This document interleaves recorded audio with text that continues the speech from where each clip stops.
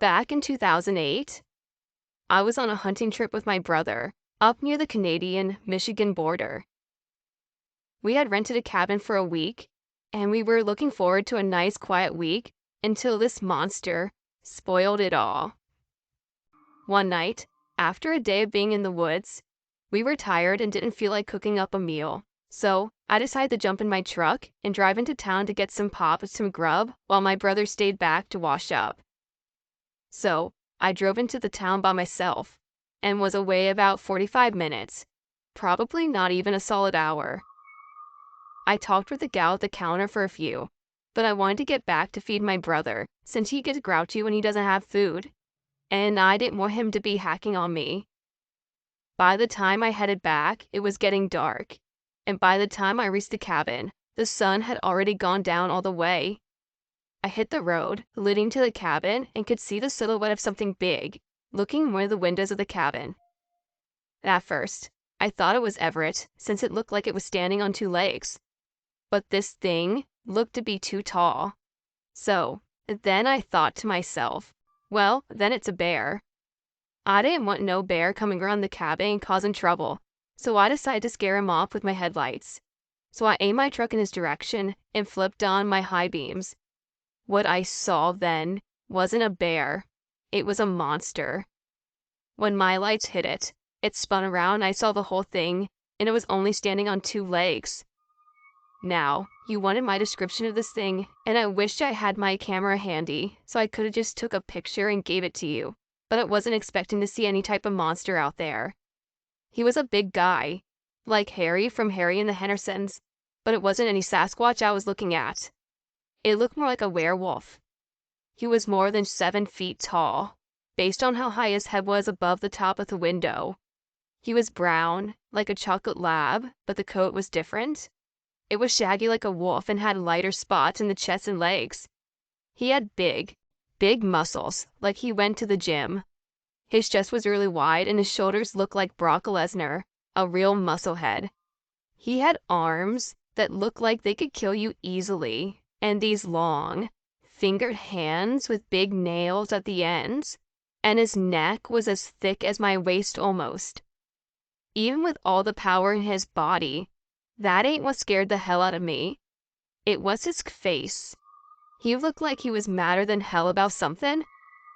Maybe because I interrupted him. Maybe that was just his attitude all day. Who knows? But those eyes, they will haunt me all my days. I believe in good and evil, and this thing was pure evil. The light reflected off his eyes like a night predator, and the rest of his face looked like a wolf's now. Teeth, nose, ears, and all just like a wolf.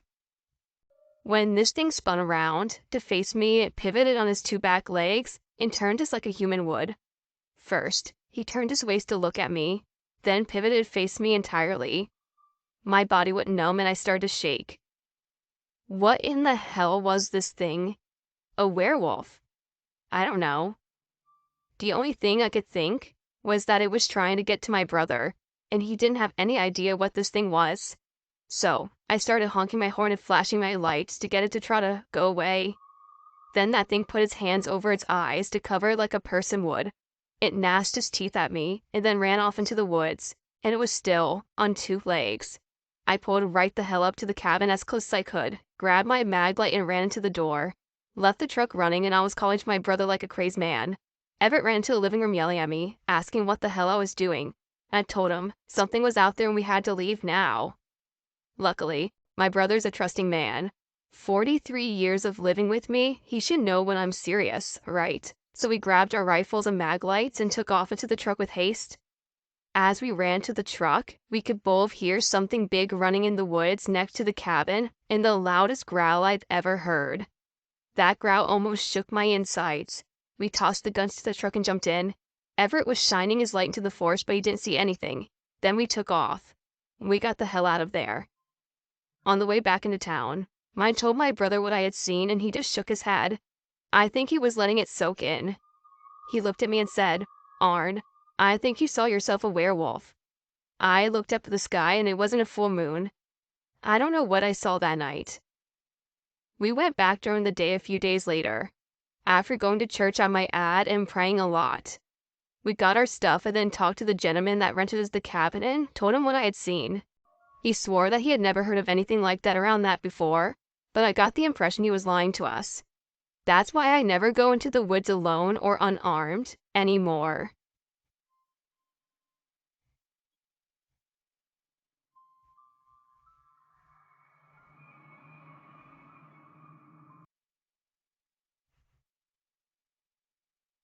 I have lived in my current house for about 7 years. It's a 2-bedroom building, and just myself and my husband live here. I have always felt something in this house.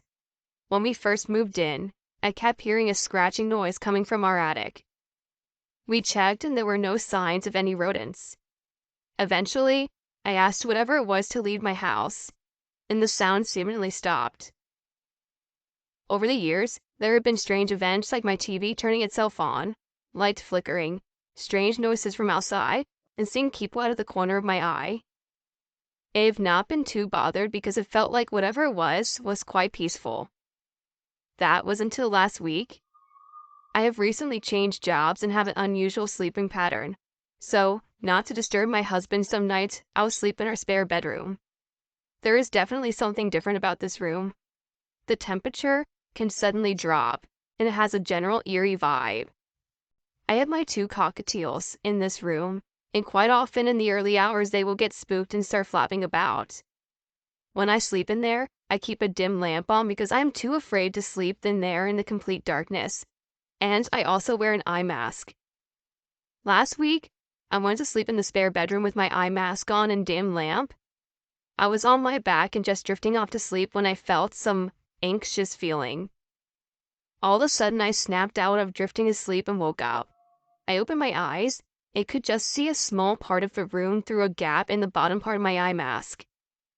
I looked up and to my side.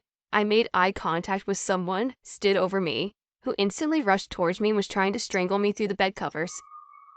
I couldn't move, and all I could see was this person's eyes. Even though this was all I could see, I knew it was an older lady, and I sensed nothing but pure hatred from this being towards me. It was over quite quickly, and it was terrifying. In the past, I have experienced sleep paralysis and I've been attacked by shadow people, so I put it down to this, that I didn't realize I was asleep. I told my sister about it, and she was terrified, telling me that if it was a ghost, it was not a nice one. She said it could be sleep paralysis, but it's definitely plausible, but with all the shadow people that I've seen, it might not be. I clearly made eye contact with them and saw their eyes in full color. I was wondering if anyone has experienced anything similar, or if they have any tips on how I can protect myself from this happening again. Any help would be appreciated. Thank you for sharing my story.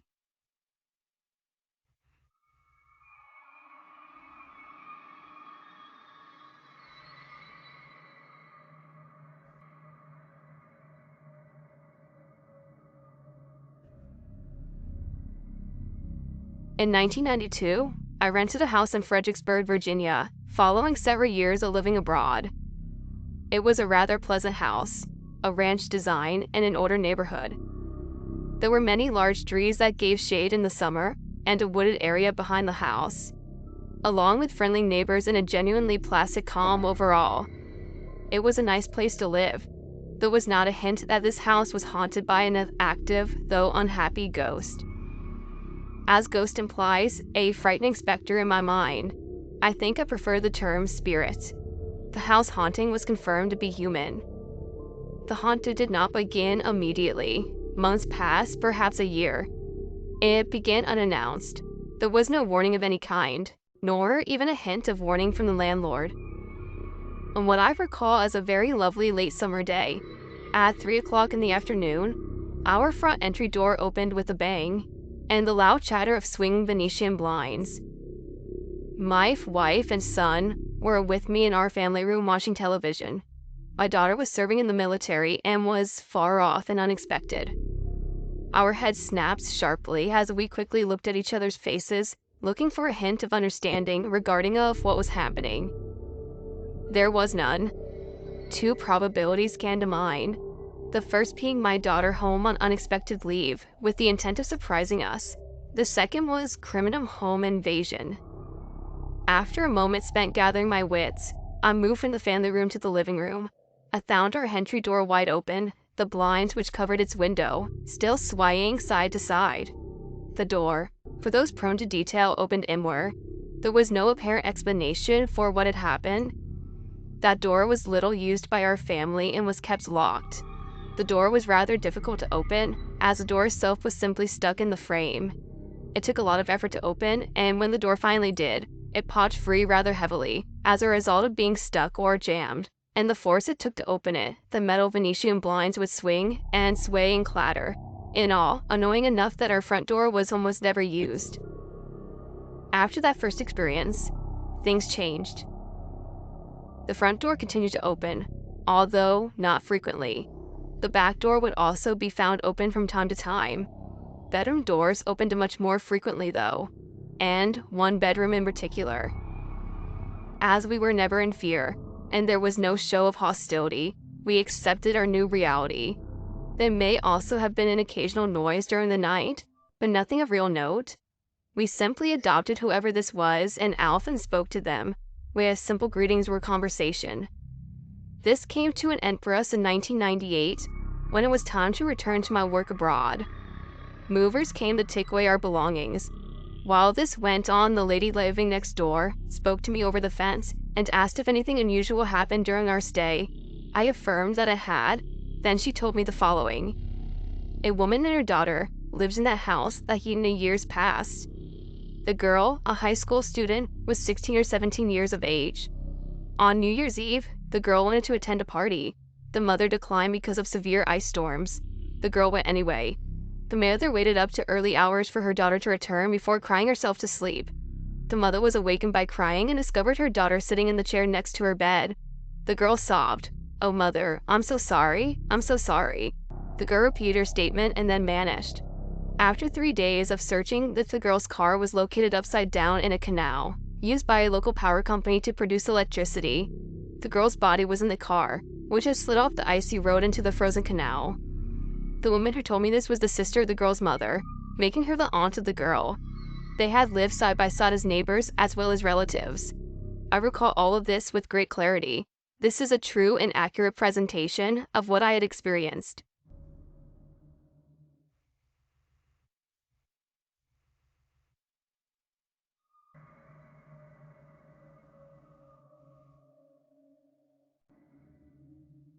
When I was a little girl, first or second grade I believe, we moved to a small farming town in Colorado.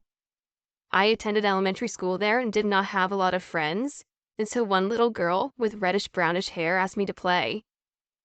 We soon became good friends, and she asked me to spend the night with her. I agreed, and my parents brought me over to her apartment. Her family lived in the apartments across from the school. Her parents actually owned them, and there was only 4 units, 2 on top and 2 on bottom. Her sister stayed in the unit below her parents. She was in her early 20s. She also had a younger sister who was in preschool. A little while after I got there, her parents said they were going out to a local bar for the evening. Apparently they did this a lot and left us there alone. They told us that her sister was downstairs if we really needed anything and gave us the number to the bar. This was the era before cell phones, which just shows my age. They left and locked the door behind them. Her sister left an hour later, saying she was going to get her friend and would be back shortly. I have never been alone like that without someone watching me, so I was already a little frightened. They had this painting of a lady in the middle of the room. Brandy said it was there when they moved in, and her parents liked it, so they left it up. It was so creepy. It seems like wherever you went, they seemed to follow you. We started talking about typical girl stuff until we heard a knock at the door. We both jumped as it was a loud knock. When the police are at your door, they kind of knock very hard and persistent. We both went over and looked out the window, turned on the lights, and no one was there. We figured it was Sullen for her sister and realized she lived downstairs. We sat back down. Then the knock came again. This time we looked out.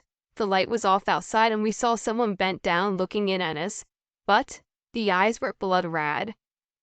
We screamed and ran back to the couch and called her parents.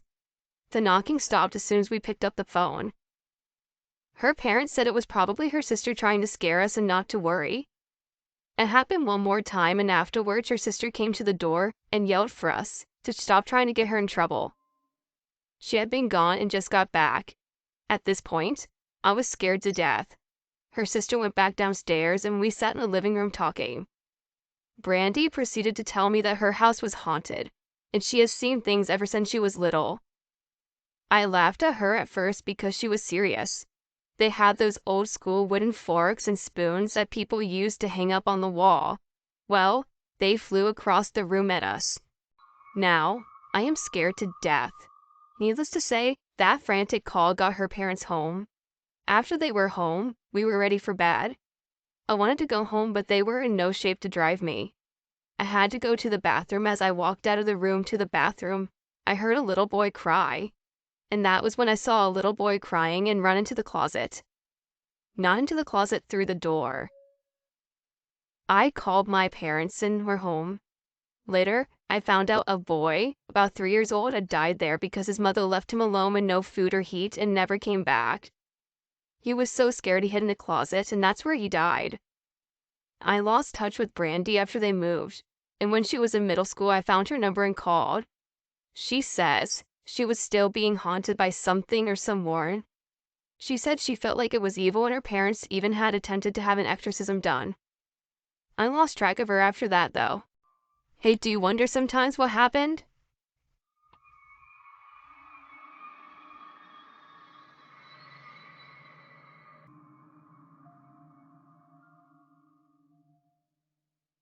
I went to a small school, better known as Hyatt High School. It's in Louisiana, and it's on my paranormal websites. It has a history of strange stuff happening, but I never noticed anything strange when I attended the school. It was shut down until one day. Some friends and I were in the gym, just goofing off, doing nothing serious. I distinctly remember hearing whispering, like little kids whispering, to which I paid no attention to. Then, we had a brilliant idea of going into the basement, the dark basement. I'm not sure why we chose to, but the whole time I felt as if we were being watched, but I still didn't pay any attention to it. We went down below and the air was incredibly thin and cold, which is weird for Louisiana weather. But it just felt that way. There was a door on the other side of the room which leads to an exit. It was an old white door, and I remember putting my ear up to it because I heard a strange noise coming from the other side. Okay, this is going to sound crazy, but this is what I heard. It sounded like hoofs trotting on a hard surface, similar to cobblestone, and it got closer and louder until, in my opinion, it sounded like someone slapped the door as hard as they could.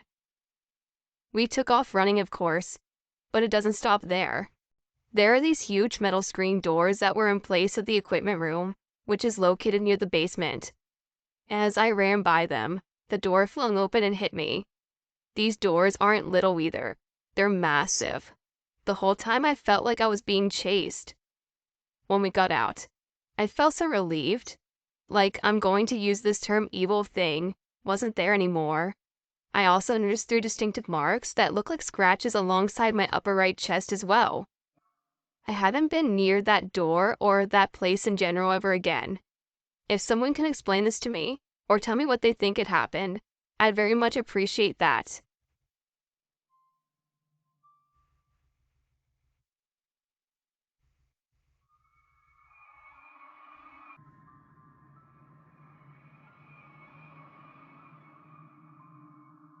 One night, when I was around 8 or so, I'd gone to bed early. I had school in the morning, you know. I slept pretty good that night, all things considered, but woke up out of a sound sleep at some point in the wee hours of the morning. I did not have an alarm clock at this point in time, so there's no telling what time it was. All I knew was the sky was black outside my window. In any case, I woke up to this feeling of being watched. I thought it might be one of my little brothers standing by my bed, as they tend to come to me instead of my parents for comfort when they had nightmares in the middle of the night. I didn't feel any kind of threat or scared in any kind of way, but I slowly cracked my eyes to see who was there. There was nothing. I opened my eyes all the way, and only then did I notice what looked like the outline of a thin older man with glasses and a long-sleeved shirt on. The odd part was that this image was completely see-through, except for the outline of his body, glasses, and clothes, which glowed in several shades of blues and greens that shimmered and shifted like the northern lights.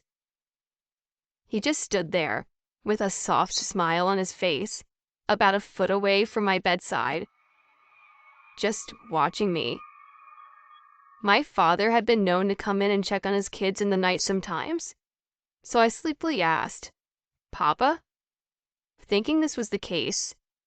The next thing I knew, it was morning, and Mom was waking me up to get us all ready for the bus. I asked my dad if he'd checked on us during the night, but he denied it. He listened to my story, but said nothing in reply, probably chalking it up to my dreams or my imagination. But I know what I saw. Years later, I brought it up again in my dad's house, and he seemed to think it may have been the spirit of my great-great-grandfather, who had passed away the month before I had been born. Our great-great-grandma was still around, so when I had the chance, I asked her about her husband. She described a thin, spectacled man who was sweet as could be, always with a smile on his face. She proceeded to tell me that he passed away from lung cancer, but had he had the chance to meet us, he would have spoiled my brothers and I rotten. Knowing this, I'm certain that you came to visit me that night.